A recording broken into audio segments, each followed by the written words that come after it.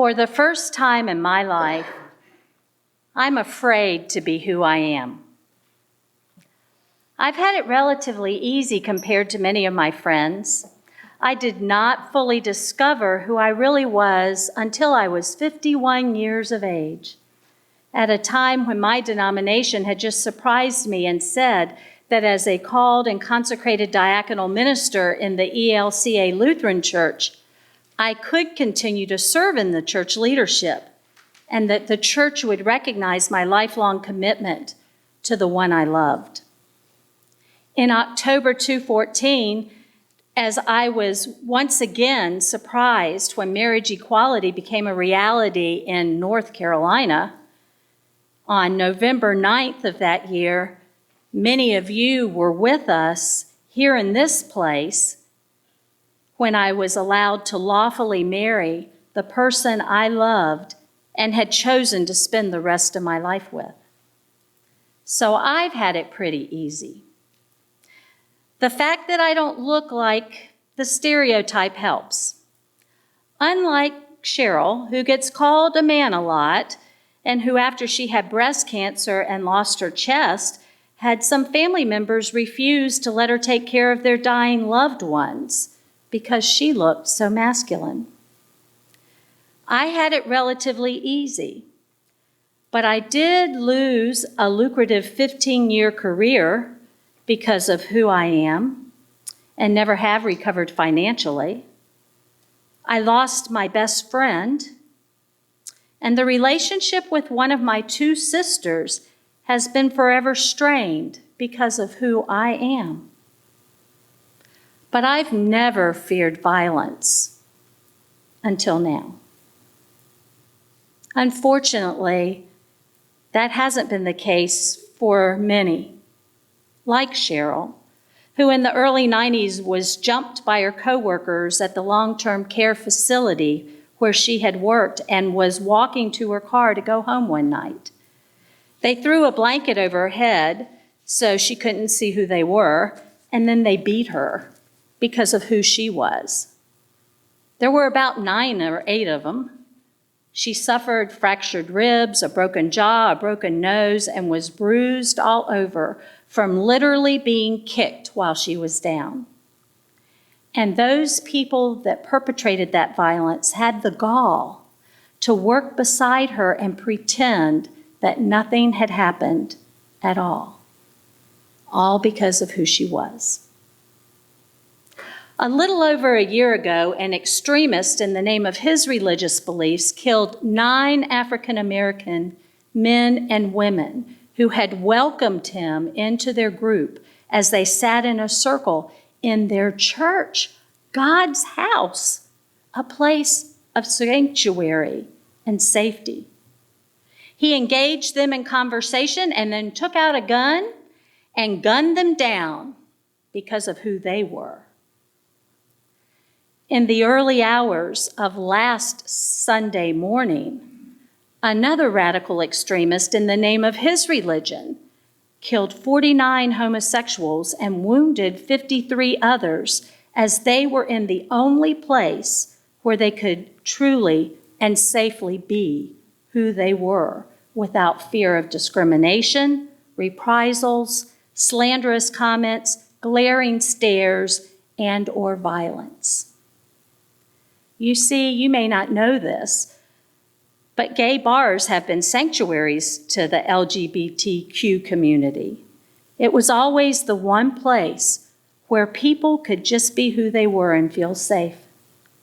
No one ever expected violence in a gay bar. I heard one guy say, "We have almost come to expect to be harassed, even possibly hit, walking up to a gay bar, but not in one. Now nowhere is safe." And as Stephen Colbert said on The Tonight Show this week, these people were targeted because of who they love. Today certainly won't be much of a Father's Day for the parents of the 49 who died and the 53 who were wounded, or for our Heavenly Father in heaven.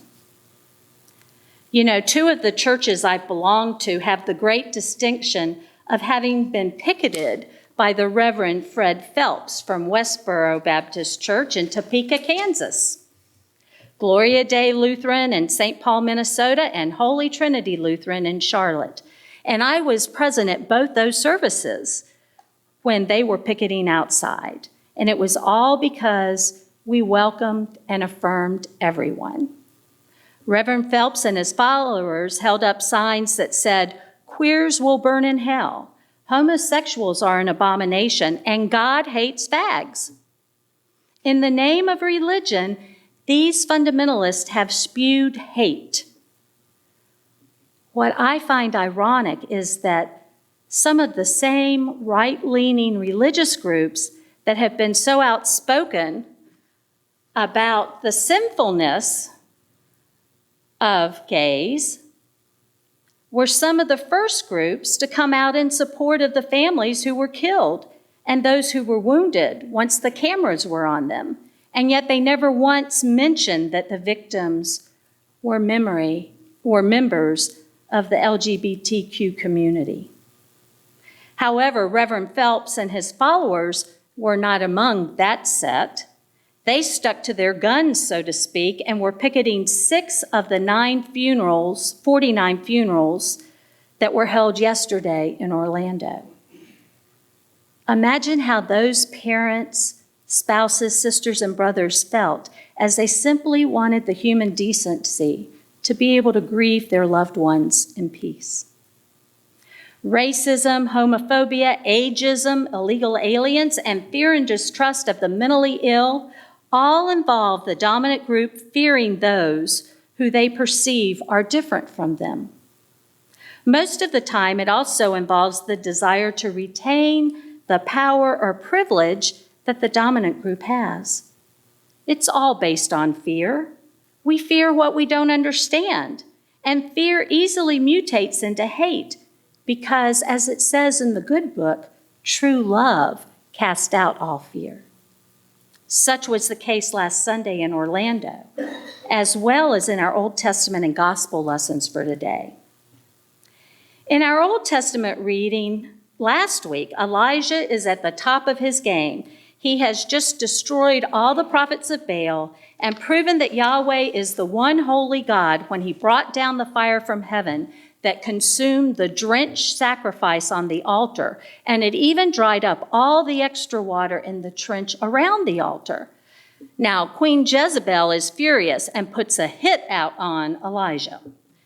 This man had proven he had God's ear and was God's mouthpiece. He hears of the hit, and he becomes despondent. He loses all motivation, all self-confidence, doesn't want to be around anybody, and can't think of anything else except that Jezebel wants him dead. He goes and sits under a broom tree and is frozen with fear.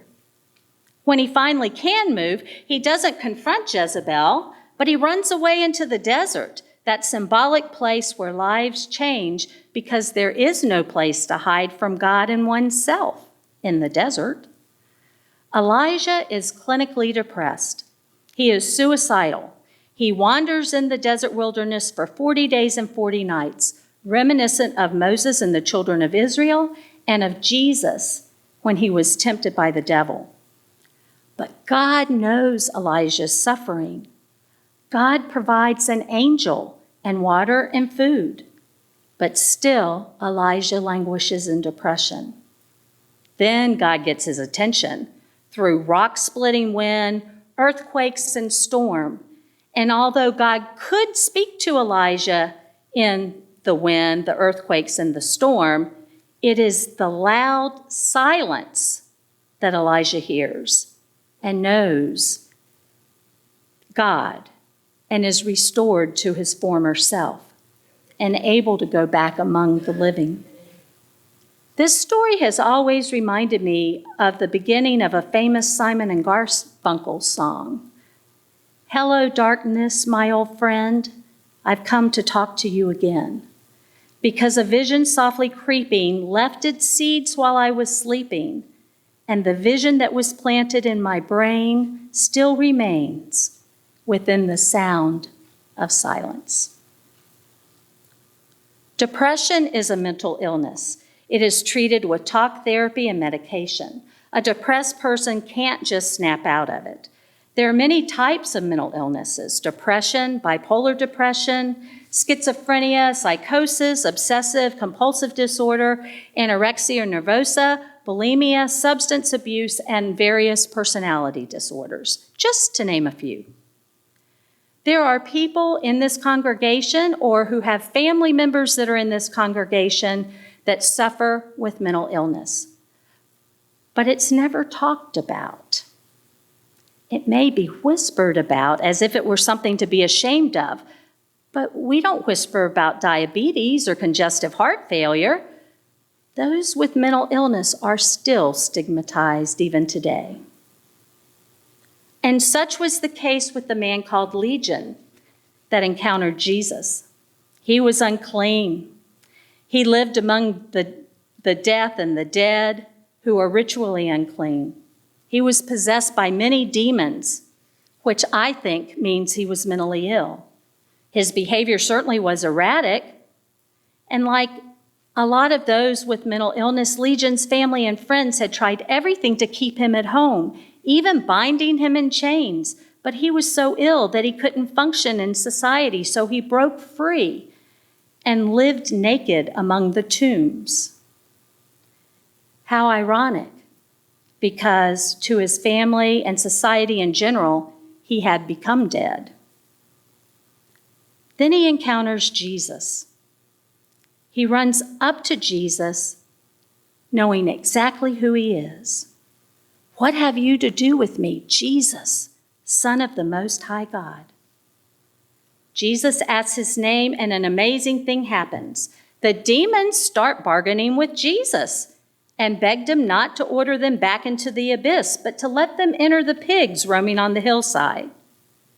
Jesus agrees, and the pigs run off a cliff and fall into the lake, which is the abyss they were trying to avoid. Their keepers are amazed. They're not angry that their livelihood is destroyed, but amazed, and they run into town and tell everyone. And the town folk come running to see what has happened, and they find the naked, unclean, crazy man who was dead to them, sitting clothed in his right mind at Jesus' feet. And the man begs Jesus to let him go with him and his disciples. But Jesus says, no, there's work to do, and tells him to go back to his hometown and tell everyone what God has done. I think Jesus does this because the man is not truly healed until he is remembered within his community. Jesus' healing always includes a reestablishment of ties to the community. We do harm to people with mental illnesses by surrounding them with silence, by making them be silent, by perpetuating the myths about mental illness, by remaining silent ourselves. As Simon and Garfunkel said, silence like a cancer grows. These folks are marginalized, just like so many others in our society. We don't speak out to Congress and tell them how broken the mental health system is. We don't affirm that they, like us, are children of God. We are to be the hands and feet of Christ. The mentally ill need us, the church, like all the other marginalized, to be remembered into God's community. In the beginning, God created, and it was good, and called his people from the very beginning and throughout time to take care of the vulnerable, the widows, the orphans, and the aliens among us. We know who widows are, we know who orphans are, but perhaps we need to broaden our concept of who the aliens among us are. Just as long ago, it certainly is those who are sojourning here but weren't born here, immigrants, and those of different races, ethnicity, religions, and cultures. But it is also those who are mentally ill, developmentally challenged, homeless, poor, homosexual, or transgender. As the church, we are called by God to care for those on the margins. Yet the church has too often been a place where they have been told, unless you look like us, act like us, or are one of the same socioeconomic background like us, you really aren't that welcome here. But they need to know that they are loved and accepted because they are children of God too. And isn't that what Jesus did for the man with all the demons?